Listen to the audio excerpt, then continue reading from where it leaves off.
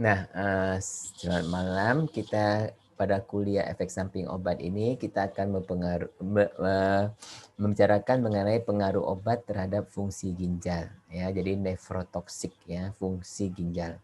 Ya, karena kita sudah habiskan sebenarnya yang perlu-perlu itu tentang efek samping, tentang interaksi obat. Nah, sekarang kita masuk ke dalam pengaruh obat terhadap fungsi-fungsi organ, ya, ginjal, liver, ya, kemudian mungkin kepada penggunaan obat kepada wanita hamil, ya, dan kanak-kanak mungkin, ya. Tapi kita lihat bagaimana waktu mengizinkan kita, ya. Tapi sekarang yang penting dulu yaitu fungsi ginjal.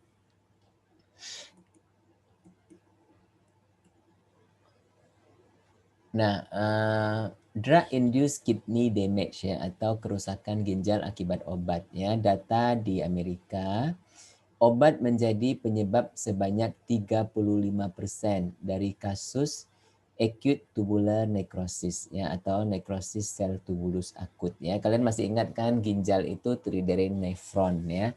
Nefron itu terdiri dari glomerulus, kemudian ada tubulus-tubulusnya, ya, dan ada interstisial dan sebagainya, ya. Nah, obat menyebabkan 20-30% dari kasus gangguan ginjal akut, ya. Bagi mereka yang sudah ikut kuliah saya yang semester lalu, ya, ada gangguan ginjal akut, gangguan ginjal kronik, ya.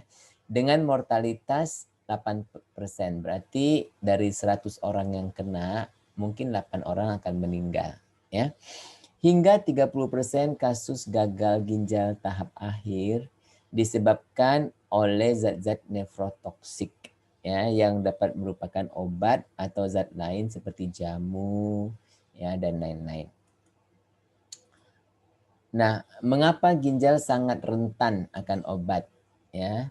Nah, pertama adalah karena ginjal menerima 1/5, ya, 20% dari cardiac output. Apa itu cardiac output? Yaitu darah yang keluar dari jantung, ya, yang dipompa oleh jantung.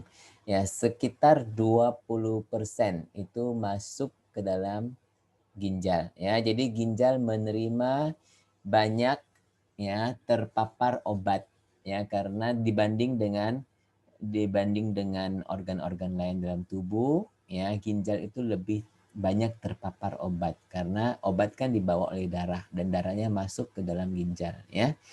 Nah, juga ada hemodinamik. Hemodinamik itu perubahan tekanan dan sebagainya, ya, tekanan darah maksudnya, ya, di ginjal yang sangat sangat khas, ya. Di mana dia akan menurunkan filtrasi glomerulus, ya, menurunkan filtrasi glomerulus. Juga, ya, dalam lumen itu lubang, ya, dari tubulus ini, ya, dan transport, ya, dalam lumen, oke, kontraluminal transport artinya transport masuk dan keluar dari lumen ini, ya.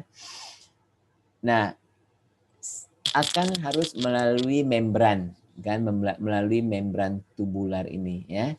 Dan kemungkinan sel-sel obat, kemungkinan obat itu dapat terakumulasi ke dalam sel-sel epitel, ya. Jadi kalau obat itu masuk ke dalam sel epitel, dia nggak bisa keluar, dia akan terjebak di sana, ya.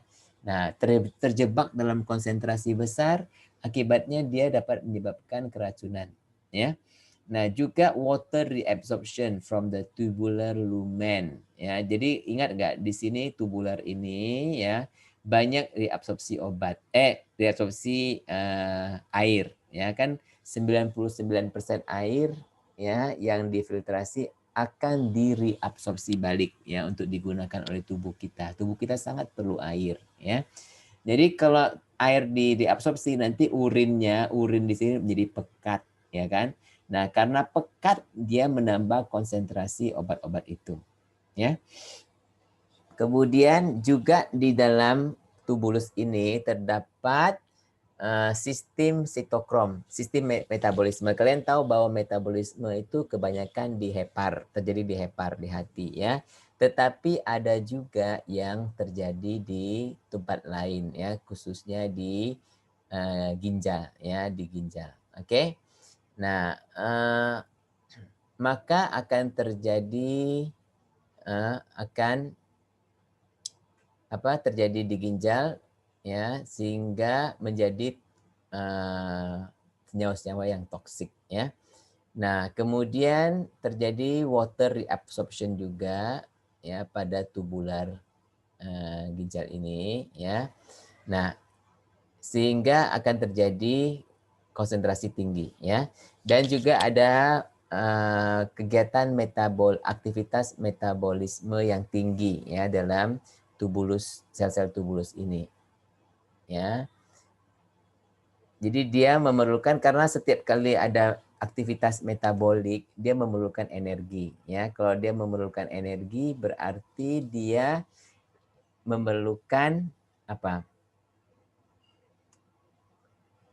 Memerlukan banyak energi, berarti dia harus memerlukan banyak oksigen ya, oksigen. Jadi kalau dia kurang oksigen berarti dia kemungkinan akan terjadi kerusakan atau kematian ya. Nah, urinary acidification artinya urin itu pH-nya dapat berubah-ubah ya, tergantung dari obat, tergantung dari makanan minuman kita ya. Kalau obatnya asam berarti nanti urinnya jadi asam ya. Kalau urinnya jadi asam nanti ada presipitasi atau pengendapan ya dari obat ataupun yang tadinya larut ya, bisa jadi terjadi presipitasi ya karena perubahan pH. Nah, kalau ada presipitasi kemungkinan akan terjadi batu ginjal ya, dan kemungkinan akan melukai ginjal itu. Oke. Now, bagian-bagian rawan ya, bagian-bagian rawan itu kerusakan dapat terjadi pada semua bagian dalam ginjal. Nah, khususnya pada pembuluh-pembuluh darah ginjal ya, yaitu obatnya yang terlibat adalah sulfonamide ya, dan amphotericin, obat jamur ya, ini obat antibakteri. Glomerulus contohnya adalah gold salts ya, dan penicillamine. Tubulus ya, contohnya adalah aminoglycoside. Aminoglycoside itu seperti gentamicin ya, amikacin dan tobramicin ya. And platinum compound, senyawa-senyawa platinum ya, ini adalah obat-obat kanker seperti paclitaxel, docetaxel ya. Dan bukan paclitaxel, saya salah ya. Tapi cisplatin, pernah dengar nggak obat kanker cisplatin ya? Dia adalah ada platinum ya. Dan di collecting duct juga, misalnya lithium dan sulfonamide ya. Interstitium juga, misalnya methicillin ya. Methicillin itu kan antibiotik ya. Dan penicillin G, phenytoin ya. Ini semua dapat menyebabkan kerusakan di interstitium. Ureter, nah ya ini bukan di ginjal tapi di ureter ya, ureter artinya setelah ginjal itu untuk urinari ya. Nah misalnya metisergid dan sulfonamide. Obat-obat sulfa memang sering menyebabkan batu ginjal dan sebagainya, nefrotoksik ya. Nah sekarang obat dan gangguan ginjal ada yang direct ya, artinya langsung ya. Obat ataupun metabolite ya itu toksik terhadap sel-sel ginjal ya, dan menyebabkan nekrosis. Oke. Ataupun indirect ya, tidak langsung. Obat-obat dapat menimbulkan kondisi yang dapat merusak fungsi, menurunkan fungsi ginjal ya. Contohnya misalnya reduksi, yaitu berkurangnya aliran darah ya, aliran darah, atau kita sebut GFR, glomerular filtration rate ya. Atau imunologi ya, karena obat dapat juga bekerja sebagai antigen ya, atau hapten. Hapten itu adalah antigen yang kecil sekali, dia sendiri tidak dapat menimbulkan antibodi, tetapi dia dapat menumpang suatu protein dan akhirnya menimbulkan antibodi. Ya, itu adalah hapten. Oke. Nah, ini dapat men-trigger antibodi, ya, pembentukan antibodi dan antigen antibodi kompleks, ya, yang menyebabkan reaksi-reaksi inflamatori, artinya reaksi-reaksi inflamasi, ya, peradangan. Nah, ada juga menyebabkan mechanical obstruksi, ya. Nah, contohnya kalau ada pembentukan kristal ataupun batu-batu, ya, ataupun obat tertentu dapat menyebabkan fibrosis. Fibrosis artinya si organ itu menjadi keras, penuh dengan fiber, ya, enggak elastis, ya, penuh dengan fiber. Oke. Contohnya adalah retroperineal fibrosis.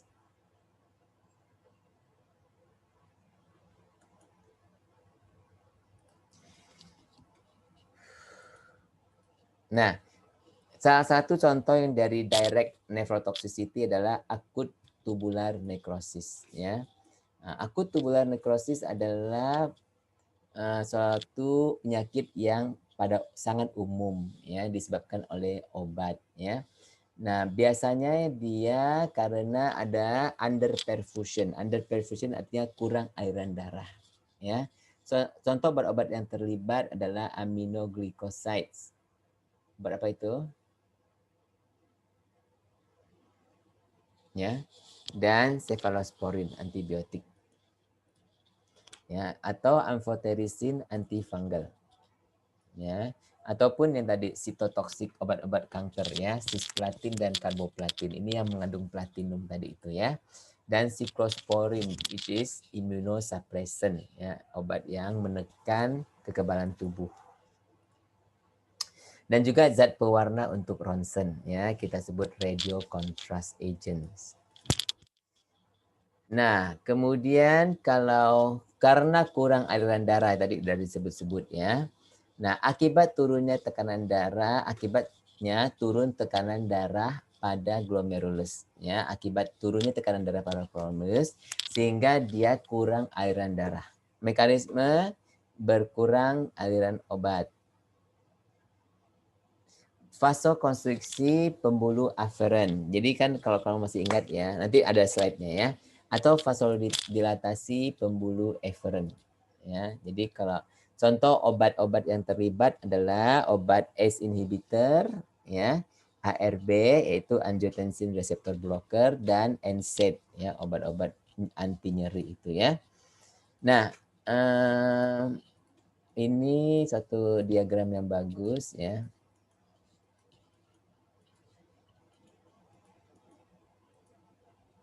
Oke. Pada situasi normal, kondisi normal, ya, pembuluh aferen ini kan aferen, ini eferen, ya. Pembuluh eferen ini, ya, dia ada prostaglandin PGE2 itu prostaglandin, ya, yang bertindak sebagai vasodilator. Ya, vasodilator. Dia juga diatur oleh angiotensin 2. Angiotensin 2 itu adalah suatu vasokonstriktor.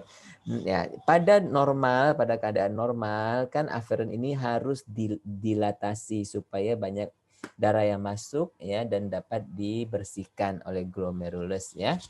Nah, maka ada keseimbangan antara prostaglandin dengan angiotensin 2, ya. Nah, sedangkan pembuluh eferen ini, ya, dia dipengaruhi oleh angiotensin 2. Ya. Nah, bila GFR turun, apa itu GFR? Glomerular filtration rate, ya. Laju filtrasi glomerulus turun, maka akan ada kompensasi, ya. Kalau ini dia turun, artinya turun, ya, maka harus ada kompensasi bahwa ini mungkin akan diturunkan atau yang apa? Jadi kalau dia GFR turun, dia kan harus menambah filtratnya, ya. Jadi dia harus mengadakan dilatasi ya. Jadi aferen arteriol akan berdilatasi akibat dari PGE2 itu apa? Prostaglandin ya, zat yang kedua melebihi efek dari angiotensin ya, karena angiotensin kan vasoconstriction sedangkan PGE2 itu vasoconstrictor ya, jadi dia melebihi dari yang menekan itu ya. Nah, pada eferen lebih berperan adalah angiotensin 2. Jadi kalau angiotensin 2 naik ya, dia tuh betul-betul nggak apa, dia akan menjadi dilatasi ya. Nah, sekarang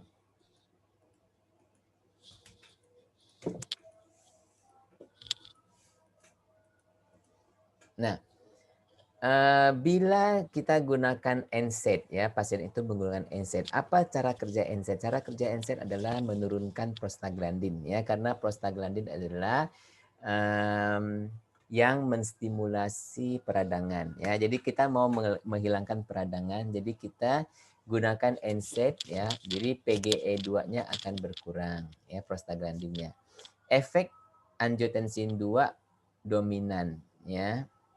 Dominan vasoconstriction afferent. Jadi akan terjadi vasokonstriksi afferent ya. Ini akan berkonstriksi ya, GFR akan turun. Oke. Nah, bila kita gunakan ACE inhibitor, apa yang terjadi? ARB ya, di mana angiotensin berkurang. Nah, angiotensin berkurang ya, ini angiotensin berkurang nih. Efek efferentnya vasodilate. Jadi meskipun dia tambah, tapi ini malah berkurang ya, sehingga efferent vasodilation-nya banyak ya. Jadi dia efferent ini banyak, kan harusnya dia itu vasoconstriction, tapi dia karena banyak dia vasodilatasi, yang banyak vasodilatasi sehingga GFR berkurang ya. Kau bayangkan dia maunya itu di cairan ini masuk ke glomerulat filtrasi maunya ya. Jadi FSA apa? Jadi di sini harus terjadi penyempitan, di sini harus terjadi pelebaran, baru bisa ditarik ke darah dapat terfilter ya. Nah, ya biasanya terjadi seperti ini ya, pada keadaan di mana terjadi kekurangan airan darah.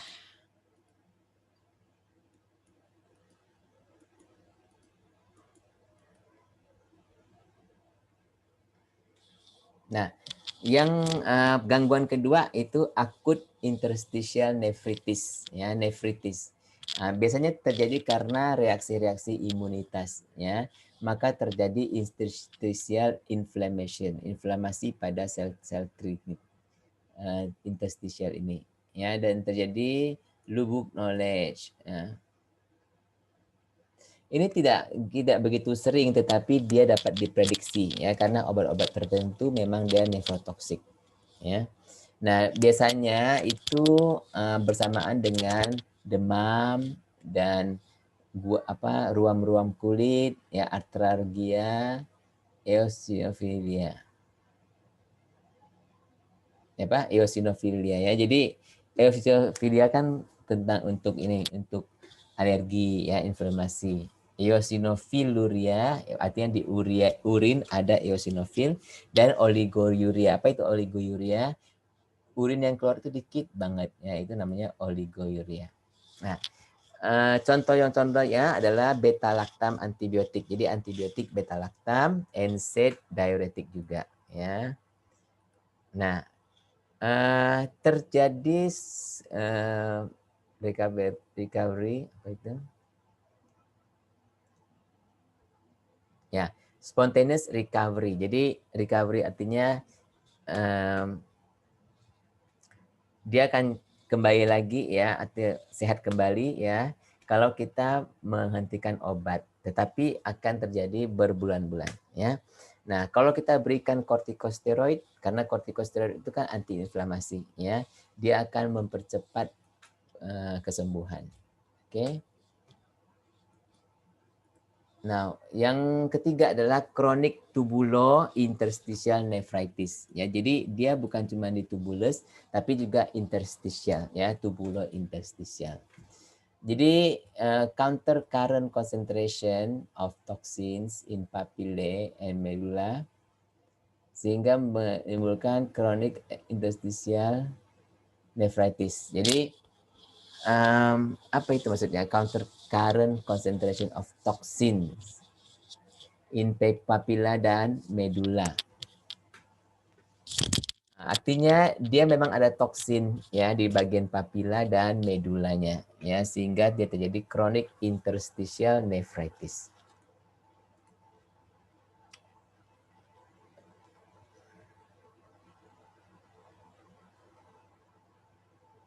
Oke.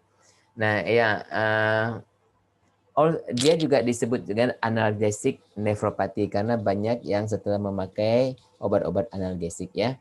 Nah, biasa itu pertama kali diketemukan pada waktu penggunaan fenacetin ya di tahun 1950. Oke. Nah, terutama pemakaian analgesik OTC. OTC itu kan OTC ya, tahu sendiri ya, bebas ya, yang bebas, nggak usah dijual, nggak usah ada apoteker ya, itu bebas. Itu akan penggunaan paracetamol, aspirin ataupun ataupun obat-obat lain yang mengandung dua ini. Oke. Nah, biasanya kerusakan itu progresif. Progresif artinya nggak langsung gitu drastis ya, dia dikit-dikit dulu ya. Nah, dan biasanya dia akan berhenti kalau analgesiknya diberhentikan juga ya. Nah, pada akhir tahun 70-an di Australia ya, ada uh, uh,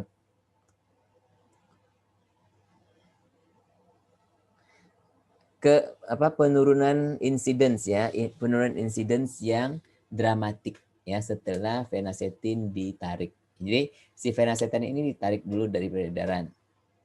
Nah,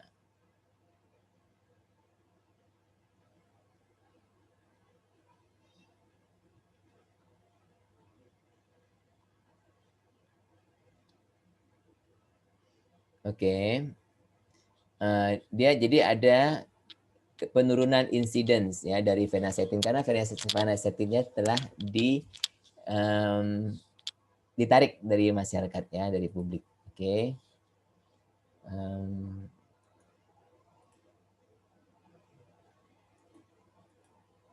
Nah, yang next berikutnya adalah glomerular disease. Jadi kalau dari sini kamu bisa menduga ya bahwa ini ada hubungannya dengan glomerulus. Oke. Nah, imun kompleks jadi pembentukan kompleks imun ya dan deposisi pada basement membran. Oke. Thickening. Jadi membran itu menjadi tebal ya dan akhirnya ada hematuria dan proteinuria. Ingat nggak? Untuk ginjal kita juga bisa terjadi pendarahannya disebut hematuria. Jadi si darah keluar bersama urin ya dan proteinuria. Jadi protein juga keluar bersama urin ya. Nah, ada yang disebut nephrotic syndrome. Apakah itu nephrotic syndrome? Apakah itu renal failure? Ya, ini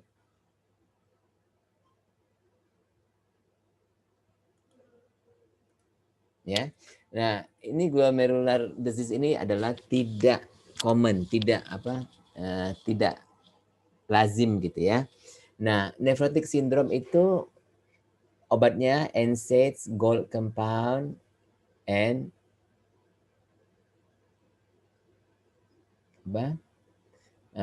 depenisylamin. Ini semua dapat dipakai untuk menyembuhkan nephrotic syndrome. Tapi mereka juga dapat menimbulkan glomerular disease. Ya. Nah, juga ada glomerulonephritis. Ini infeksi dan inflamasi ya. Nah, yang dapat menyebabkan ini contohnya hidralasi dan PTU ya. Nah, karena PTU ini dapat menginduksi SLI. Oke. Dan penisilamin dan interleukin 2 ya. Kemudian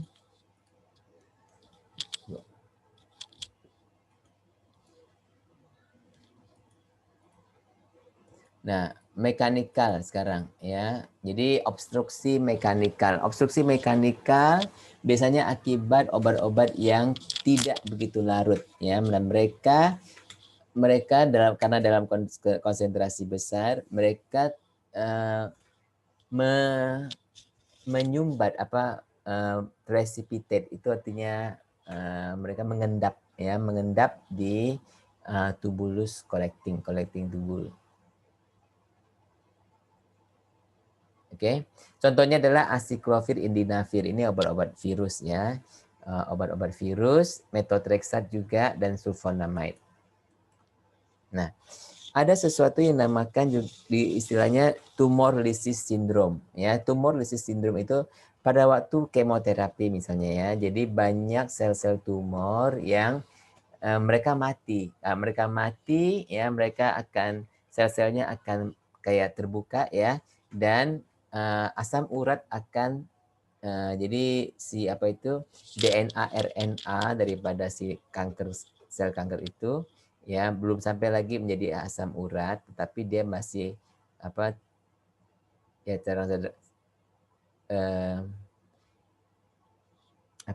dia kelebihan asam urat ini ya, dia akan membentuk batu empedu dari asam urat ya. Nah, kemoterapi ya, banyaknya sel yang mati, akhirnya ada asam urat di tubulus ya, di mana dia akan memblok ya, menghasilkan blockage dan inflamasi.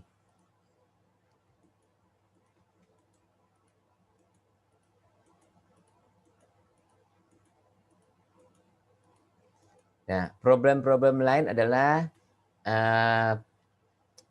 kekacauan disturbance, gangguan ya dari elektrolit ya, keseimbangan cairan dan elektrolit ya. Misalnya potasium itu kalium ya naik atau turun, natrium turun ya, kalsium magnesium turun misalnya ya, natrium dan H2O itu naik.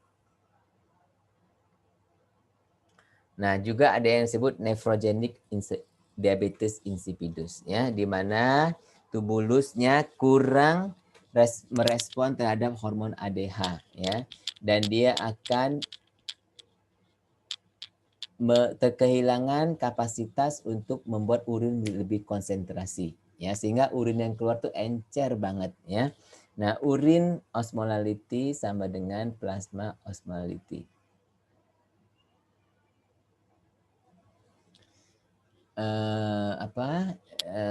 Jadi pada masa itu urin osmolality sama dengan plasma osmolality. Contoh yang dapat menyebabkan ini adalah lithium, ya, demacrocycline, dan usually irreversible.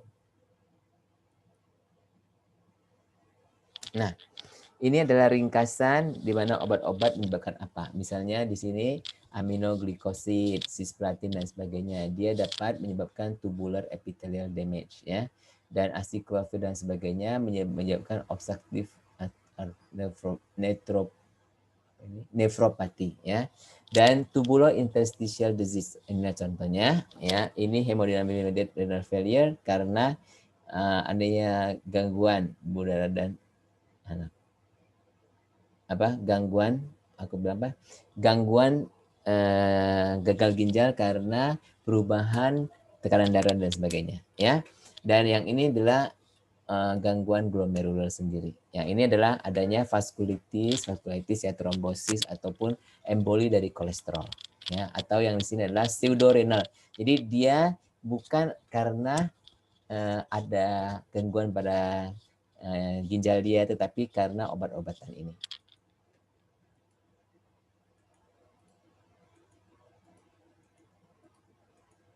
Nah,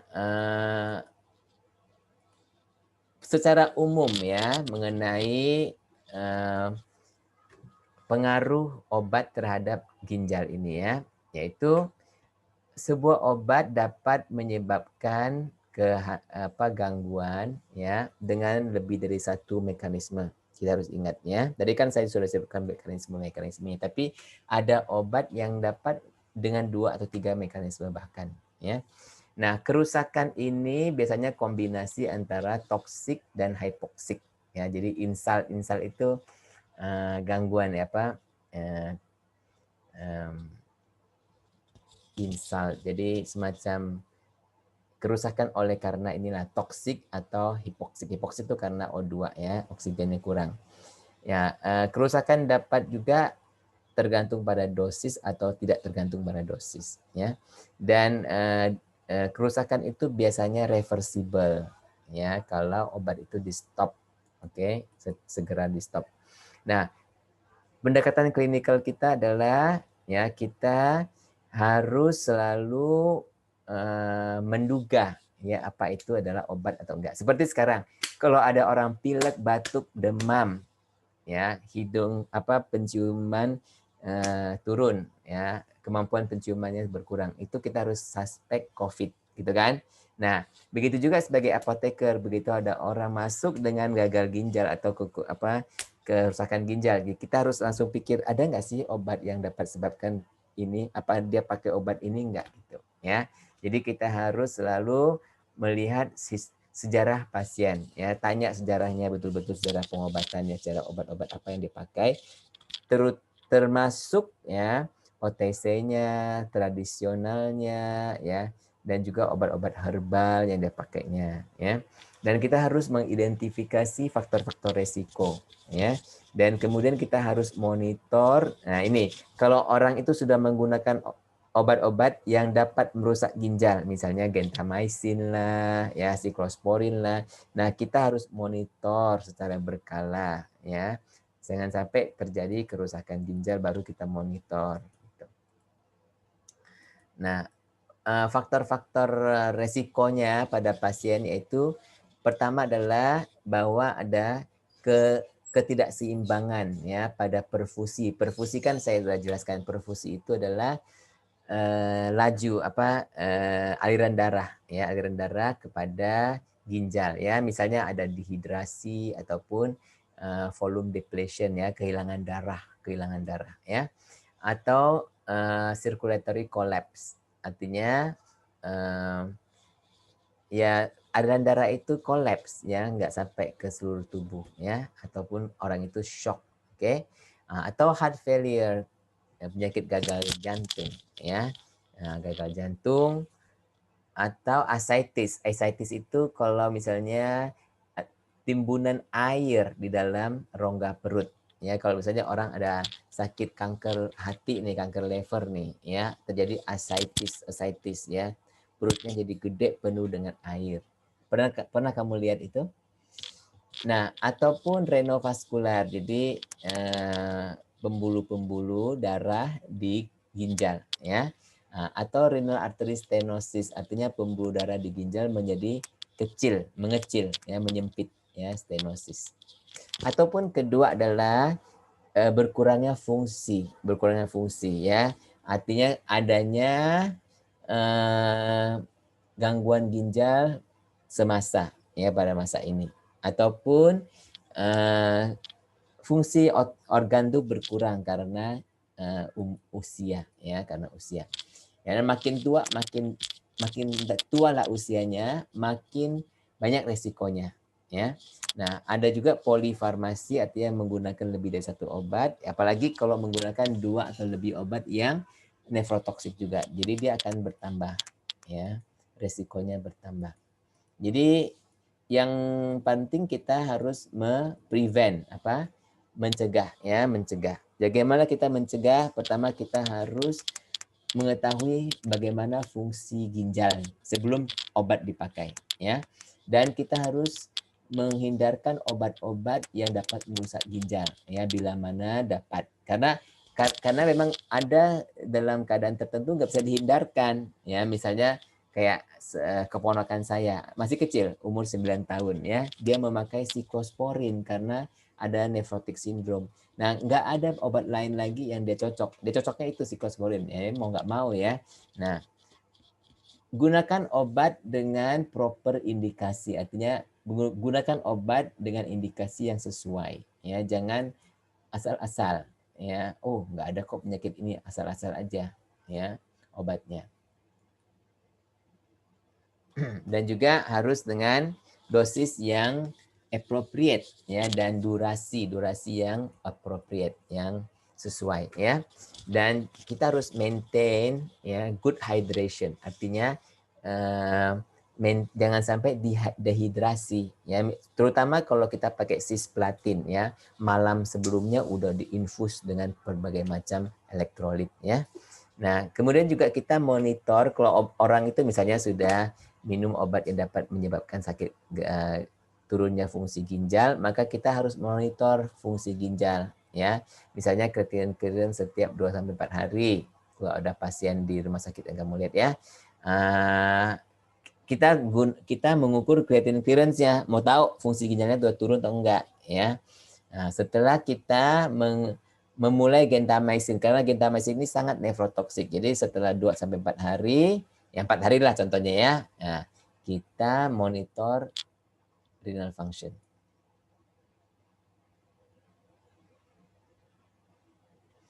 Nah, next.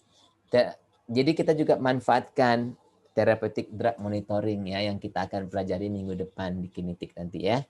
Nah, terutama untuk aminoglycoside. Nah, kita pesan yang terakhir, kita juga harus melibatkan farmasi klinis ya, ahli farmasi klinik ya, sebagai tim dalam terapi pasien ya.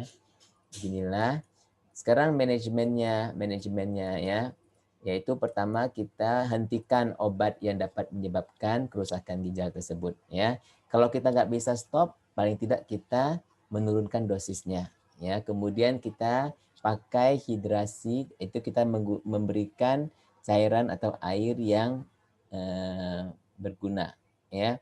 Ya tentunya semua memerlukan air, tetapi adequate artinya yang seperlunya ya. Hidrasi itu bukan cuma kita minum, tapi kita bisa infus ya, kita infuskan, misalnya infus NaCl itu ya 0,9% dan sebagainya.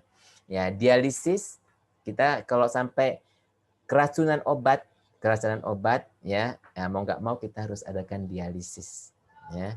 Tentunya tidak mudah ya mendialisis orang, jadi harus buka dulu pembuluh darahnya dan sebagainya ya. Kalau yang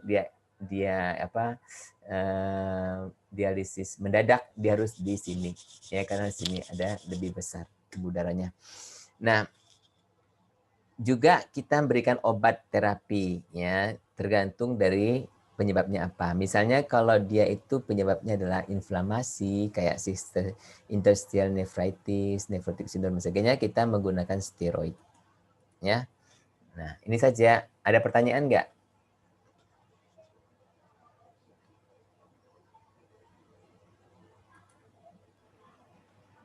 Cukup, Pak. Cukup, capek ya? Laper ya. Oke, coba kita foto dulu.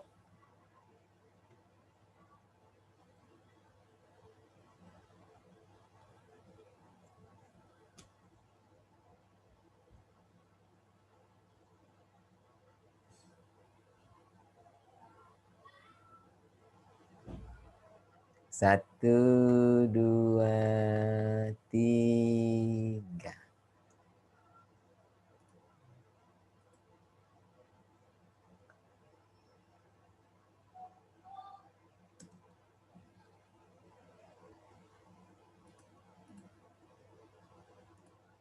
Oke, saya mau tanya ya. Kan rencana saya teruskan kuliah farmakoepidemiologi jam 9 nanti. Kalian capek nggak? Saya sih capek.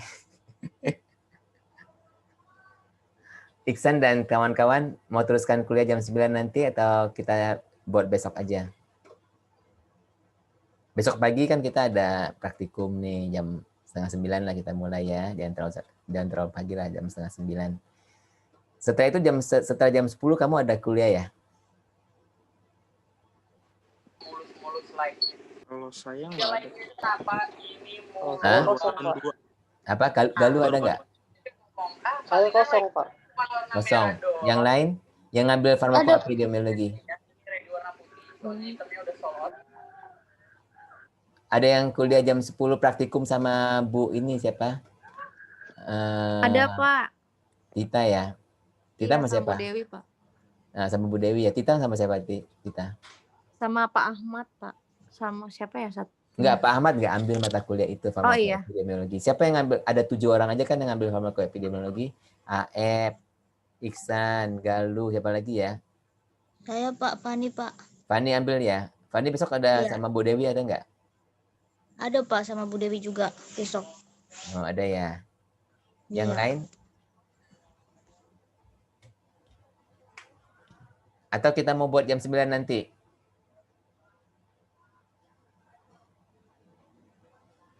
Sekarang ya udah. Nanti kita jam 9 aja deh ya, nggak apa-apa ya. Capek-capek sekalian lah daripada kita ini besok ya. Iya, Oke. Pak. Iya.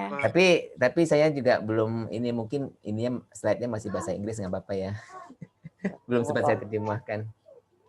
Gak apa-apa, Pak. Ya nanti kalau sebelum saya posting ke sana saya ganti-ganti dikit deh. Yang kayak tadi itu kan banyak bahasa Inggris. Nanti saya kasih bahasa Indonesia yang dikit-dikit ya keterangannya. Iya, Pak. Oke, Pak. Ya. Seharusnya kalian juga harus belajar bahasa Inggris dong, kan bahasa internasional. Iya. Kan mau go internasional. Ya, Galuh? Iya, Pak. Oke. Sampai ketemu ntar jam 9 ya. Makan dulu deh sekarang. Iya, Pak. Oke. Terima kasih, Pak. Mari. Nanti saya kasih link baru lagi deh. Sekarang keluar dulu aja ya. Ya, Pak.